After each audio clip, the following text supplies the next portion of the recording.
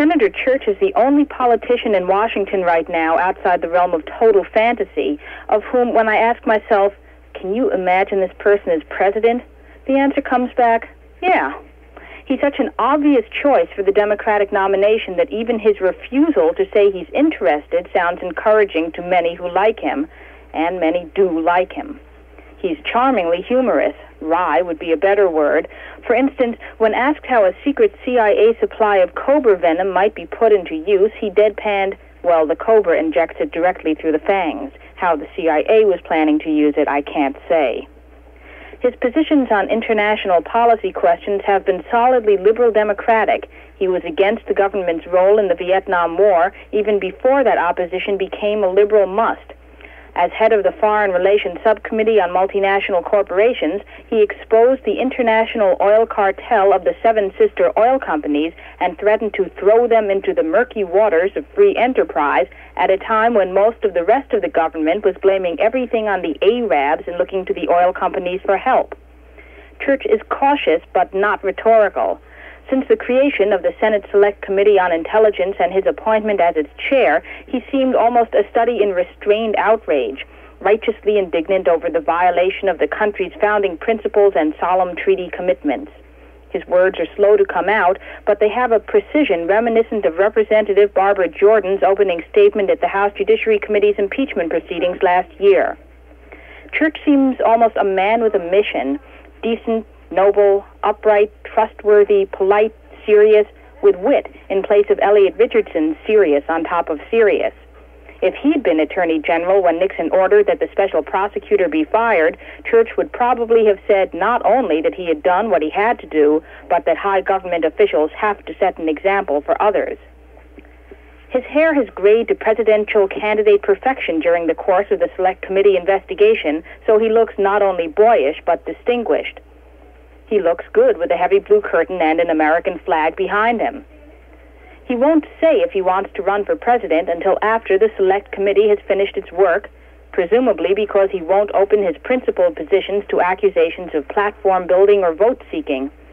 Of course, whether or not he does want to be president, his current assignment is making him famous, and people will remember later what he says now. And he could say no, he's not interested, so people could not interpret his demurral as yes. But then again, if he said no, people might think he'd found out such horrible things about the CIA and other federal intelligence agencies that he'd never put himself in the position of having responsibility for the actions of those rogue elephants, which have been known to act in direct contravention to the president's orders. Or maybe he knows something we don't about the assassination of President John Kennedy and wouldn't want that to happen to him. So maybe it's really in the best interest of the country that he not say if he wants to be president. Senator Church is right again. But what's his domestic policy? A president has to have a domestic policy. Well, Senator Church may not be a declared candidate for the Democratic presidential nomination, but he gave a speech at the Women's National Democratic Club September 8, 1975, that sure sounded like a candidate's speech. The Women's National Democratic Club is a Democratic Party organization. Senator Church spoke on law and order, not exactly a liberal topic. He said, "We can't expect the people to obey the law when government agencies and officials don't." And he said he expects the people and the government agencies and government officials and corporations to obey the law, because otherwise there'll be anarchy. There's already trouble. Look at the crime statistics, he said.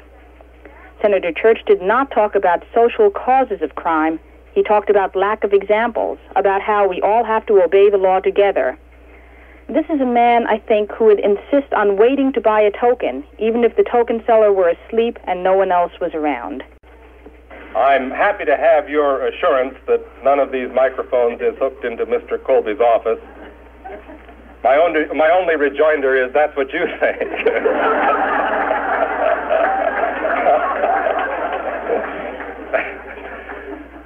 I'm happy to be back again. You've been so gracious to me in the past.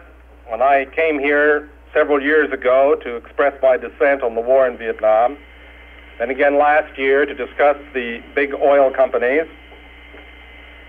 and now again to talk about a subject that may be even more vital to the the longevity of freedom in America.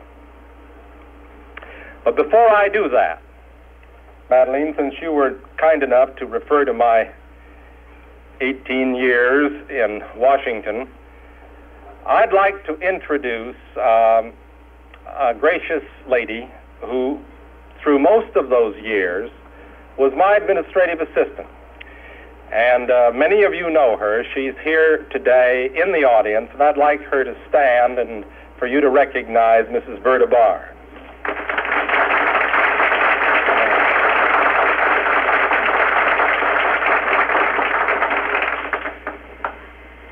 Berta Barnes brought all of the girls from the office. And that means that the men are left to run the shop. And that, as you know, is an invitation to chaos. Chaos, as a matter of fact, has something to do with the subject I want to discuss today, a speech that I have entitled Americans and the Law. Last week's attempt on the life of President Ford should serve to remind us once again that violence lurks at every corner, hides in every crowd, and haunts every neighborhood in America today. Violence is the most ubiquitous symptom of a disease spreading through our society, an epidemic of lawlessness which, unless checked in time, could prove fatal to democracy itself. The lawlessness of which I speak extends far beyond crime in the streets, though here may be the appropriate place to begin the discussion. For the growth of common crime now looms too large either to be denied or ignored. The statistics are irrebuttable. Crime in the last calendar year increased 17%, the most rapid rise in the 44 years such records have been kept. Violent crimes, that relentless guerrilla war against law-abiding citizens, grew worse and worse. Murder was up last year by 5%, forcible rape by 9%, aggravated assault by 9%, and armed robbery by 14%. The long-term pattern is startling. During the last decade and a half, murder has risen by 206%, forcible rape by 143%, aggravated assault by 153%, and robbery by a staggering 255%. Nor is there any longer room for the smug belief that crime is confined to the cities. Rural and suburban areas are catching up fast. Last year, the smallest increase in crime, a hefty 13%, was in large cities. The highest increase, 21%, was in rural areas, and the next highest, 20%, in the suburbs. Street crime, which was once most menacing in metropolitan centers, now stalks the nation at large. Apparently, the fear of detection and arrest is scant deterrent. Fewer than one crime in 5 is solved. But there was once a time when a better deterrent to crime existed than fear of arrest. It was a fear of scorn. Even more, perhaps, the loss of self-respect that accounted far more than fear of lawmen for the potency of the law. That sense of community, of the duty that each citizen owes his fellow citizens, seems to be evaporating in America today. A social cannibalism is emerging in its place. We are beginning to feed on each other. We are taking rather than giving. selfishness is displacing scruples about the common good. Thus, a disintegrating force has been set loose in our society. And since the law is the mortar binding us together, it is inevitable that such a degeneration should manifest itself in a growing contempt for the law. In all corners of our country, throughout our society, the rule of law threatens to be supplanted by the unfettered pursuit of self-interest. This feeds a spreading anarchy which takes on many different forms. By no means limited to rampant crime in the streets, it reaches into the workshops of our land. The longshoremen refuse to load wheat sold to Russia.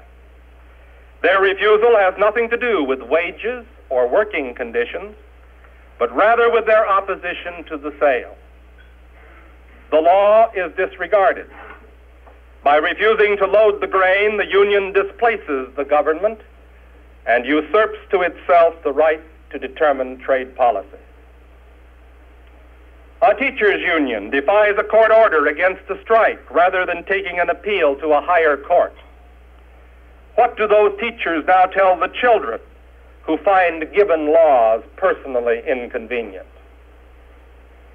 Last month, the police in San Francisco abandoned their city to crime, staged an illegal strike, and ignored court orders while packing pistols on the picket line. If the police can defy public order, then surely the army is next. No society can long endure strikes against the public health and the public safety. But lest there be any thought that public employees are alone in flaunting the law, we have only to look to the boardrooms of our largest corporations. For the past 2 years, as a matter of fact, I have been peering into those boardrooms as part of an inquiry being conducted by my subcommittee on multinational corporations. This is what we have found. ITT secretly offering the CIA $1 million to prevent Allende, lawfully elected by the people of Chile, from becoming president. Like the longshoremen refusing to load wheat, this giant corporation sought to usurp for itself the right to determine the course of American foreign policy. Exxon, parceling out $27 million in political contributions in Italy in return for economic favors from the government. Gulf Oil, doling out $4 million in illegal corporate contributions in Korea. Northrop, paying an agent $450,000 for the purpose of bribing Saudi Arabian generals. United Fruit slipping the president of Honduras $1.2 million to lower the export tax on bananas. Lockheed, admitting illegal payments to government officials in countries around the globe, in Europe, in Asia, in the Middle East, and in the Far East, amounting in the aggregate to many millions of dollars. All of this wrongdoing is acknowledged by straight-faced executives who say that they had to break the law in order to get the business. Where profits were to be made, propriety mattered not. The excuse, after all, is written plainly in the adage, when in Rome. But the excuse is hollow. The bad habits of Rome were brought home to America. The roster of companies that made illegal corporate contributions to the Nixon campaign in 1972 includes such luminaries as American Airlines, the 3M Company, Northrop, and Gulf, and the list has only commenced to be exposed. Perhaps the most depressing aspect of this corporate lawlessness is that it is authorized at the highest executive levels. These corrupt practices are not aberrations engineered by underlings. They are company policy. Contempt for the law has come to preside in the boardrooms of our largest corporations. I saw a little cartoon that illustrated this very well the other day. It showed one of those typical big boardrooms with all the directors around the great mahogany table. And the chairman of the board had reached over and picked up the telephone, and he was leaning on his elbow and speaking into the telephone, and he was saying, Miss Jones, will you send somebody in here who can tell the difference between right and wrong?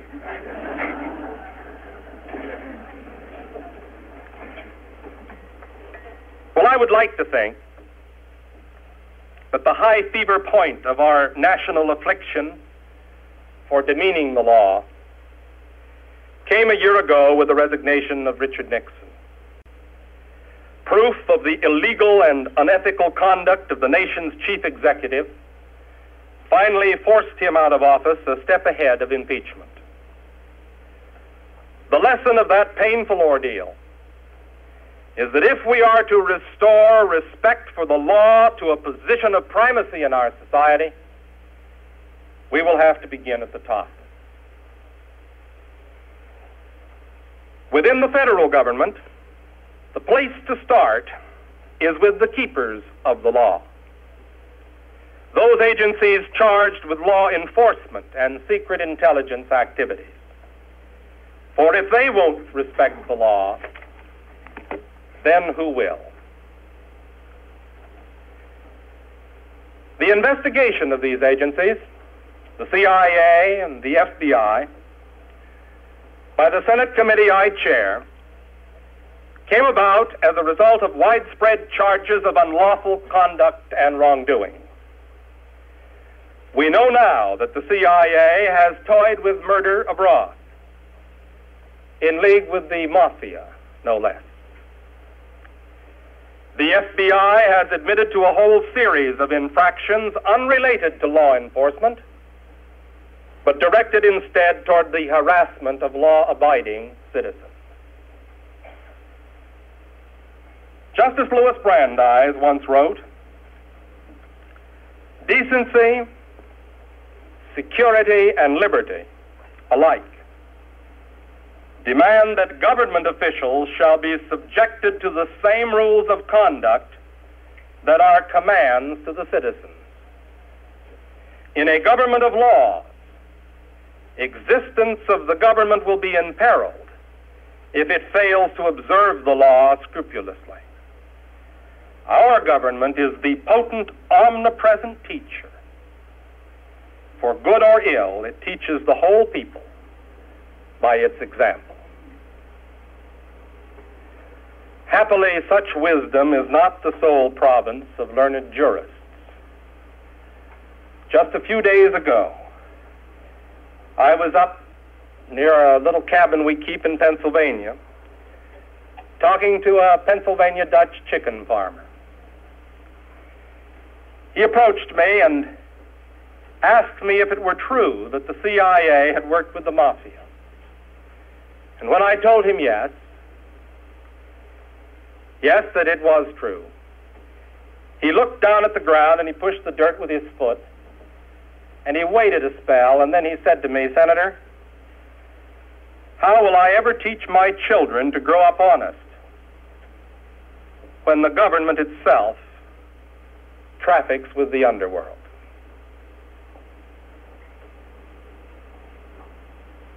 It is with such matters that the Senate Intelligence Committee must deal. The scope of our inquiry ranges far beyond attempted assassinations abroad. Indeed, the whole sordid subject of murder plots formed no part of the committee's original mission. It was dropped in our laps when the Rockefeller Commission ducked it and President Ford passed it on to us to deal with. Since then, the committee has taken over 8,000 pages of testimony, interrogated nearly 100 witnesses, examined a vast array of documents, and compiled a record on assassination alone that compares in size to the entire investigation of the Senate Watergate Committee. All of this work has been conducted in executive sessions behind closed doors. But the committee intends to publish a full and detailed report of its findings later this month. When the committee goes into open hearings, we will focus on unlawful conduct by the CIA and the FBI as directed against law-abiding American citizens. I don't know whether Big Brother government waits for us as we enter the third century of our republic. Big Brother may still be the fictional figment of an Orwellian imagination, but the electronic hardware to sustain his rule exists in the American government today. It has already been invented, it has been built, and it is in use. In the need to know what foreign governments, some of them potential enemies, are doing, our own government has projected an awesome technology that enables us not only to spy from the sky, but also to monitor the messages that course through the air. We have in place, we have functioning, the capability to eavesdrop on messages between ships at sea, between planes in the air, and military units in the field. We possess an amazing capacity to intercept messages of every kind, whether governmental or commercial, military or civilian, public or private, wherever they are transmitted through the atmosphere. The issue is how to keep that capacity outward reaching in the service of our legitimate national security needs. For if it were ever turned around, no American would have any privacy left. Such is the government's potential for monitoring any telephone conversation, any telegram, any unguarded conversation. There would, in a word, be no place left to hide. If an American president ever aspired to dictatorship, the existing technology of the federal intelligence agencies could place in his hands the means to impose near absolute surveillance. The most careful effort to combine together in resistance, no matter how discreetly undertaken, would be within the reach of the tyrant to know. Such is the sweep of this technology. That is why the Senate authorized this investigation. That is why I accepted its chairmanship, and why this has been the most disturbing assignment of my career. I know firsthand the wartime worth of intelligence gathering, because I served in the military intelligence as a young Army officer in World War II. Today, as a senior member of the Foreign Relations Committee, I am fully aware of the great value of good intelligence in times of peace. But the maintenance of such agencies poses a dilemma for a free society. They must function in the most delicate of all realms, mandated to maintain security without impairing freedom. If they engage in wrongdoing, it is not a casual matter that can be safely swept under the rug. If the charges raised in the press which gave rise to this investigation should prove largely true, then it is urgent that we learn in time. If they prove largely false, then the investigation will serve to redeem the reputation of prestigious agencies which find their honor in upholding the law. In keeping these agencies under control, we act not only for ourselves. A great champion of freedom once remarked, on whom else we must think of. Let us contemplate our forefathers and our posterity, he said. and resolve to maintain the rights bequeathed to us from the former for the sake of the latter. Let us remember that if we suffer tamely a lawless attack upon our liberty, we encourage it and involve others in our doom. It is a very serious condition that millions yet unborn may be the miserable sharers of the event. That man was Samuel Adams. At the time his words were uttered, we were in this room, some of the millions yet unborn to be shielded from assaults on liberty. And as we contemplate our own forefathers and our own posterity, we must also maintain the rights bequeathed to us from the former for the sake of the latter. With this investigation, we strive to safeguard not just ourselves, but the millions yet unborn. But even if we do the job well, as I hope we will, even if we establish a successful oversight, the committee's work is merely the beginning of the nation's task. Once we have required the law keepers to set a sound example for obeying and upholding the law, we must pull ourselves together as a people and reestablish a general respect for the law at every level. If we fail to do that, then creeping anarchy will gradually replace the rule of law altogether, and its wake will surely come with the repressive measures that a frightened people will then find preferable. There can be no successful preservation of liberty without the preservation of the law. The foremost example of lawful conduct must come from the top, but a proper regard for the law must be regenerated throughout, in the treatment of one citizen by another, in the self-discipline exercised by our great unions, and in the lofty centers of corporate power. Adlai Stevenson, as civilized a man as ever sought the presidency, tried to warn us. As citizens of this democracy, he said, you are the rulers and the ruled, the lawgivers and the law-abiding, the beginning and the end. I know Adlai Stevenson would agree that if we don't regain our respect for the law and for each other, then our generation will be in this our 200th year, not merely the end of a great beginning, but the beginning of the end. Thank you very much.